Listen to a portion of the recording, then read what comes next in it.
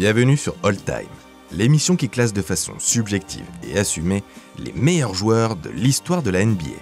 Aujourd'hui, on a décidé de vous parler des fines gâchettes de la Grande Ligue. Que ce soit à 3 points ou à mi-distance, l'idée est toujours la même. Coup de rentrée, on lève le ballon, on fouette le poignet, objectif, ficelle. Dans ce classement, place aux joueurs habiles, aux bosseurs et à ceux pour qui tout semble naturel. Place aux machines à shoot et aux artistes capables de tirer dans les circonstances les plus improbables. Accrochez-vous bien parce que certains tirs pourraient vous rappeler de mauvais souvenirs. Vous êtes prêts? Let's go!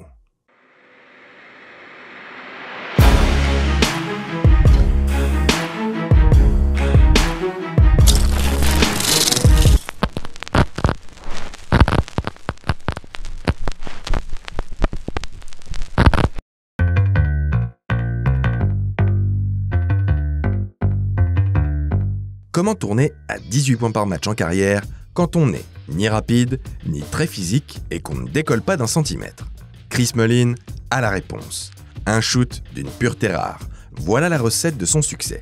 Et du haut de son mètre 98, Mully fait sa marque sur le basket des années 90, ficelle par ficelle.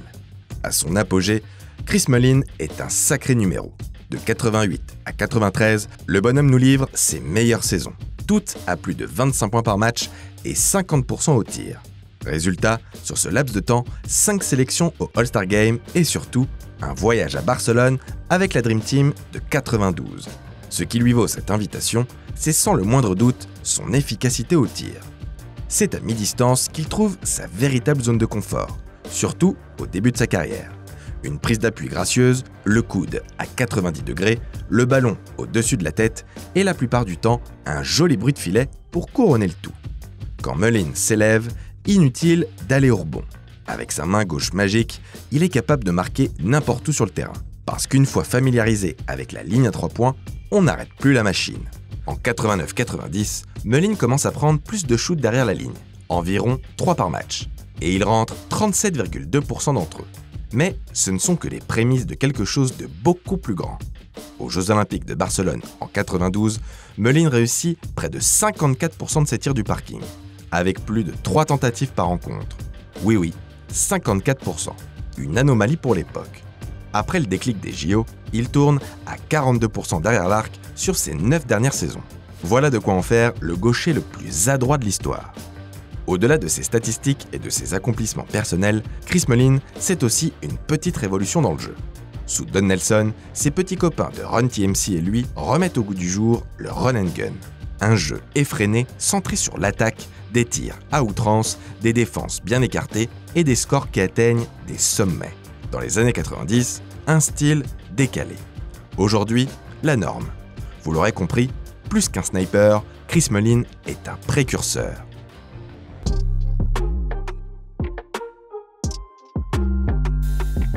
Les hommes mentent, mais pas les chiffres. Environ 10 700 tirs pris sur l'ensemble de sa carrière, 41% d'entre eux à 3 points et plus de 40% de réussite derrière la ligne. Au lancer, c'est 89,5% de moyenne sur ses 18 années dans la Grande Ligue, le 4e plus haut pourcentage de toute l'histoire. Voilà ce qu'on appelle un shooter. Mesdames, messieurs, Peja Stojakovic. Du haut de ses 2,08 m, Peja est un joueur spécial. De formation européenne, son tir en fait déjà le MVP de la Ligue grecque et le meilleur scoreur de l'Euroleague en 98 avant son arrivée en NBA. Sa mécanique n'est peut-être pas la plus orthodoxe, mais elle est diablement efficace. Et c'est ça le plus important. Sur le terrain, le sniper serbe n'attend qu'une chose, qu'on lui donne la gonfle, posté dans le corner ou en pleine course, peu importe, pour déclencher son mouvement soigné et automatique. Il ramène le ballon sur la gauche, s'élève, coude pointé vers le panier et relâche la balle avec délicatesse.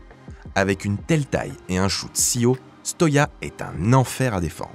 Si le défenseur est trop petit, il tire au-dessus de lui. S'il est trop grand, il le prend de vitesse pour trouver de l'espace. Au sommet de son art à Sacramento, il plante une bonne vingtaine de points par match autour des 40% du parking. En bonus, 2 victoires au concours à 3 points en 2002 et 2003. Son profil d'ailier shooter est d'une grande rareté à l'époque. Tout comme Mullin, le Serbe a quelques années d'avance sur toute la ligue et joue un rôle important dans l'évolution de celle-ci. Stoya s'en va en 2011, après une dernière campagne de play-off à 37,7% derrière la ligne et un titre de champion avec les Mavericks.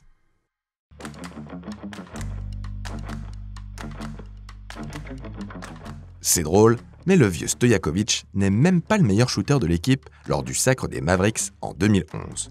Pourtant, il s'agit également d'un joueur européen, et sûrement le plus grand de l'histoire, et pas que par la taille. Dirk Nowitzki, 2,13 m, environ 110 kg, et pourtant la qualité de tir d'un extérieur. 21 saisons dans la ligue, pour une moyenne de 47% au shoot, 38% à 3 points et 88% au lancer franc. Cela dit, Dirk ne prenait pas que des tirs faciles. Vous connaissez sans doute son move signature, le légendaire One-Legged Fadeaway. Eh bien ce shoot, tant imité, mais jamais égalé, enfin si, peut-être par lui, est sûrement le meilleur exemple de la précision de l'Allemand. Mais il faut quand même dire qu'il ne s'agit que d'une arme dans une panoplie offensive aussi large que létale. Malgré son gabarit de pivot, Dirk est un joueur agile et habile, capable de créer et de rentrer son tir en toutes circonstances. D'ailleurs, pour sa saison MVP, le Wunderkid se fait une place parmi les 9 membres du club des 50-40-90. 50% au tir, 40% à 3 points et 90% au lancer franc. Et comment l'empêcher de marquer sa vingtaine de points par match? Les autres grands sont trop lents. Les plus rapides sont généralement trop petits. Puis quand bien même le défenseur serait à la hauteur de l'adversaire, un coup d'épaule et un step back bien senti, et c'en est déjà fini. Et si jamais, Dirk peut toujours sortir son indéfendable botte secrète. Quelle que soit la situation, quelle que soit sa position, où qu'il soit sur le terrain, il trouve systématiquement un moyen de rentrer son tir. Petit extra, il remporte le concours de tir à 3 points du All-Star Weekend en 2006, fait peu commun pour un joueur de sa taille. Avec son style unique et ses 1982 tirs à 3 points en carrière, soit le 12e plus haut total de l'histoire, Nowitzki a changé la face du jeu et a complètement révolutionné le poste d'ailier fort. Tant de grands joueurs, dans tous les sens du terme, marchent dans ses pas.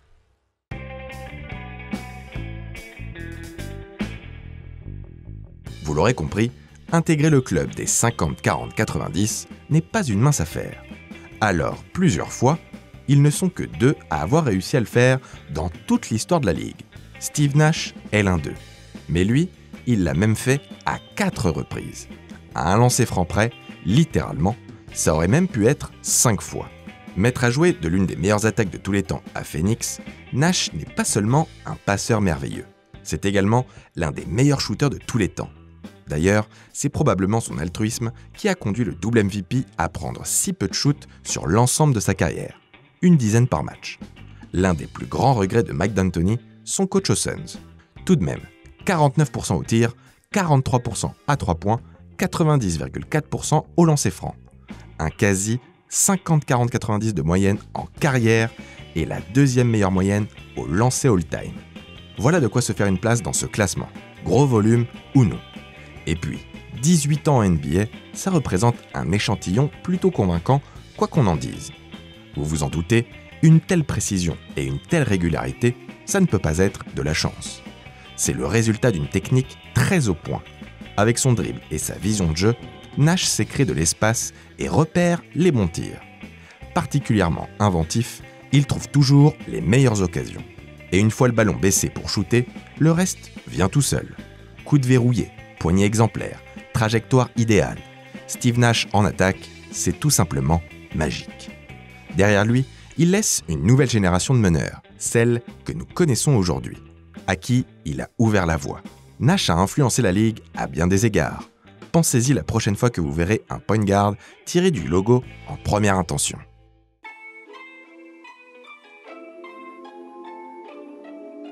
En 6e position, un joueur actuel pour changer. Kevin Durant est certainement le meilleur scoreur de ce classement. Et comment pourrait-il être l'un des attaquants les plus dominants de l'histoire sans un shoot inarrêtable?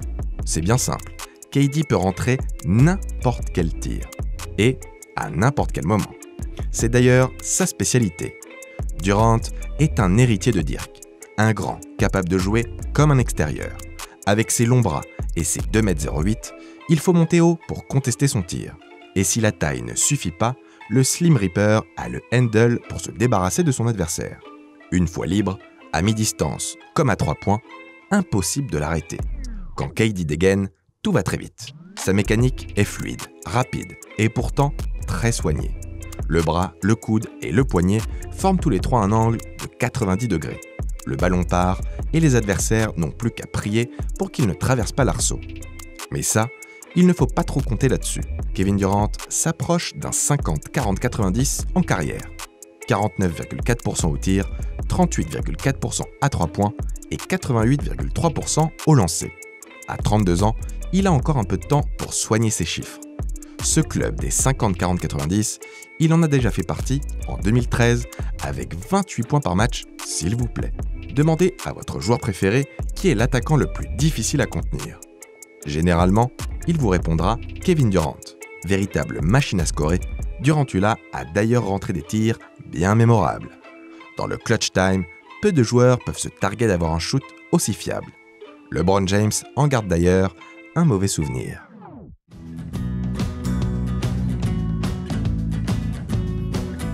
Tant qu'on parle de tir clutch et traumatisant, penchons-nous sur l'un des spécialistes en la matière, celui dont le shoot a terrorisé tout Gotham pendant des années, Reggie Miller. Là, on s'attaque à un gros client. Vous avez sûrement entendu parler de ses 8 points en 9 secondes à grands coups de 3 points et de lancer en demi-finale de conf face aux Knicks pour sauver les Pacers in extremis. Un grand moment de basket signé par un grand shooter. La mécanique du Knick Killer n'est pas très orthodoxe, mais il compense par une concentration exceptionnelle. Balle en main, il ne perd jamais le panier de vue et fait preuve d'un sang-froid sans pareil. La pression, il ne connaît pas. Peu importe le score, peu importe le temps restant, Uncle Reg rentre ses tirs, un point c'est tout. Avec ses 2563 points en carrière, il occupe la 3e place sur la liste des shooters les plus prolifiques de l'histoire derrière la ligne. Membre du fameux club des 50-40-90, Miller a forcé les défenses des 90s à s'adapter pour contrer sa longue portée. Son mid-range imparable et son tir létal à 3 points en font un joueur particulièrement difficile à stopper. 47% au tir, 39,5% à 3 points et 89% au lancer en 18 ans de carrière avec Indiana. Des chiffres qui parlent fort. Comme beaucoup dans ce classement, il était certainement en avance sur son temps. C'est typiquement le genre de joueur que l'on aimerait voir jouer aujourd'hui, maintenant que l'on prend littéralement 2 fois plus de tirs longue distance.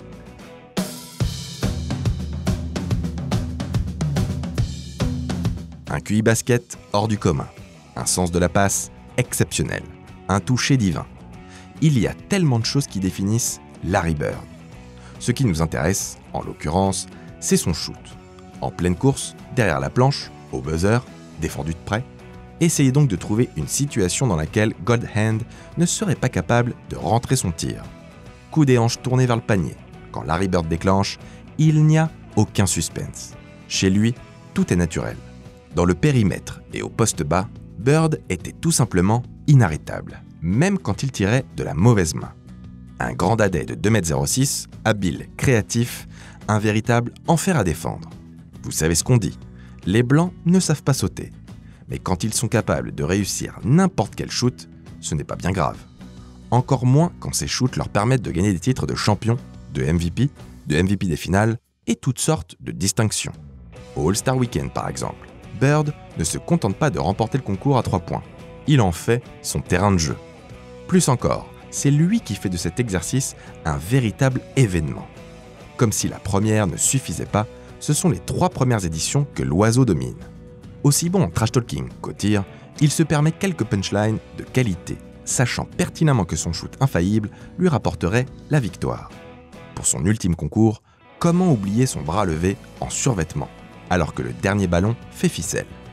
La confiance à son paroxysme. Son invincibilité dans l'épreuve et sa précision chirurgicale en toutes circonstances nous laissent rêver de ce qu'aurait pu accomplir ce merveilleux joueur dans la NBA actuelle. Car si Larry était un véritable sniper, ce qui le relègue à la 4e place, c'est bien le volume derrière l'arc. Larry en a mis des tirs, 8591 en 13 ans de carrière, mais ses 649 tirs à 3 points le classent en 250e position sur la liste all-time. Et ce, sans compter les athlètes de l'ABA. C'est dommage pour un si grand shooter. Il est le seul autre joueur avec Nash à avoir fait partie du club des 50-40-90 à plusieurs reprises. Bird raconte même qu'à cause d'une blessure au doigt avant sa saison rookie, ses capacités de tir auraient été diminuées sur l'ensemble de sa carrière. Que de what if.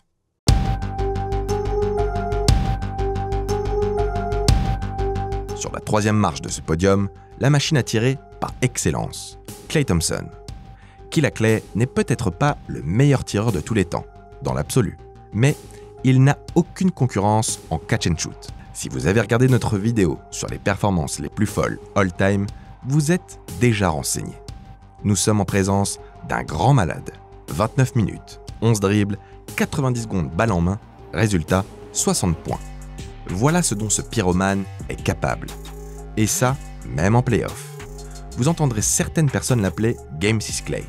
Tout simplement parce que dans le 6e match des finales de conf de 2016, la torche humaine s'est embrasée. Alors que les Warriors, en quête du titre, craignent l'élimination face au Thunder, Klay plante 41 points à 11 sur 18 à 3 points, un nombre record de tirs derrière l'arc réussi pour un match de play-off. Avec son tir, le numéro 11 des Dubs est capable de porter son équipe et de changer le cours d'une série. Et pourtant, contrairement à ce qu'on pourrait croire, son tir n'a rien d'académique. Inutile d'aller dans les détails. Tant que ça fonctionne, c'est l'essentiel. Surtout, Klay est particulièrement rapide dans son exécution. Quand il reçoit le ballon, mieux vaut être sur le coup, car tout va très vite. Klay Thompson, c'est vite fait, mais surtout très bien fait. Environ 44% de ses tirs, il les a pris derrière la ligne à 3 points, soit 7 tentatives par match en moyenne. Et sur sa carrière, il affiche un taux de réussite de 42% du parking. Et bien sûr, ces petits exploits ont laissé leur marque sur la Grande Ligue. Mais ça, on vous en parlera un peu plus tard.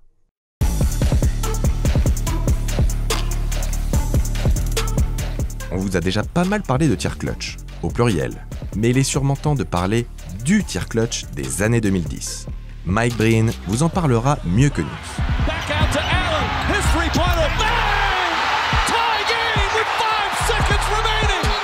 En numéro 2, nous retrouvons donc ce bon vieux Ray Allen. Parlons peu, mais parlons bien. Allen détient encore, mais plus pour longtemps, le record all-time de tir à 3 points.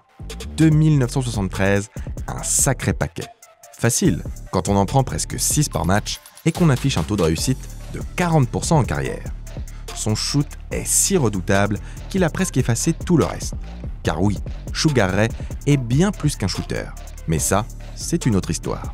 Il faut tout de même admettre que cet aspect de son jeu a toujours été sa priorité, et il a travaillé dur pour améliorer sa précision. Pendant toute sa carrière, c'est son éthique de travail qui a porté Allen vers les sommets. Des centaines et des centaines de tirs à l'entraînement, et même avant les matchs. Une dévotion qui lui a permis de développer une mécanique aussi efficace qu'imperturbable.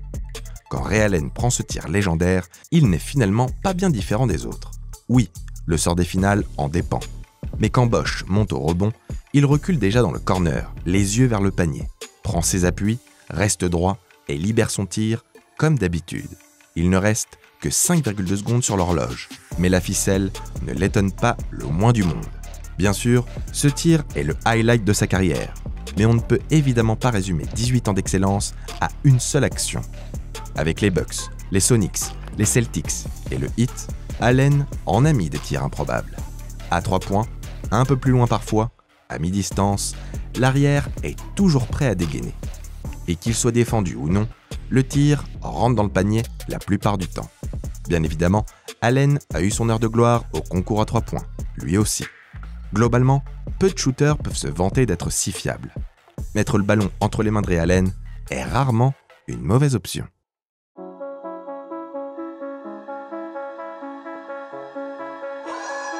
Lorsqu'on parle du meilleur shooter de tous les temps, c'est souvent le même nom qui ressort, celui de Stephen Curry. Et à juste titre, parce que des ficelles, il en a mis, et pas qu'un peu. 6340 tirs primés, dont 2832 from downtown.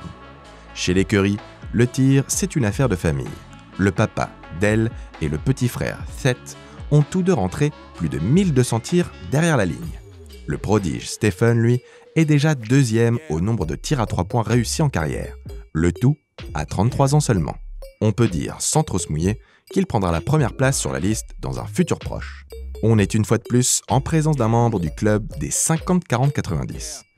Et également d'un double vainqueur du concours à 3 points. Un tireur à 43,3% en carrière longue distance et 90,7% sur la ligne des lancers. Rien que ça. Pourtant, sa sélection de tir est loin d'être évidente, complètement délirante même. N'importe où et à n'importe quel instant, Babyface représente une menace pour l'adversaire. Du milieu de terrain, pas de problème. Et dans les moments chauds, rien ne change. On se souvient d'un tir clutch de février 2016, tout simplement magistral et historique. D'ailleurs, on a consacré une vidéo entière à vous expliquer à quel point ce tir a transformé la ligue.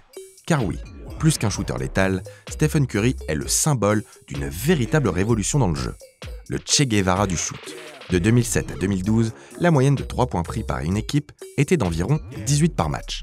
De 2012 à 2016, il devient un joueur de premier plan. Et son impact commence déjà à se ressentir. Dans son ascension vers la légendaire saison 2015-2016, lors de laquelle il devient le premier MVP unanime de l'histoire, il transforme toute la NBA. Il la modèle à son image. Depuis la consécration du chef et la domination des Warriors, le 3 points est roi en NBA. En 2020-2021, les équipes en prennent en moyenne 34,6 par match, presque 2 fois plus qu'avant le phénomène Curry. Bien sûr, cette révolution du jeu, il ne l'a pas menée tout seul. Associé à Klay Thompson et coaché par Steve Kerr, ce sont les Warriors dans leur ensemble qui ont réellement bouleversé la ligue. Mais Curry en est le fer de lance, l'incarnation de ce nouveau style de jeu. Magic passe à l'aveugle, Jordan dunk de la ligne des lancers francs, Curry tire du logo.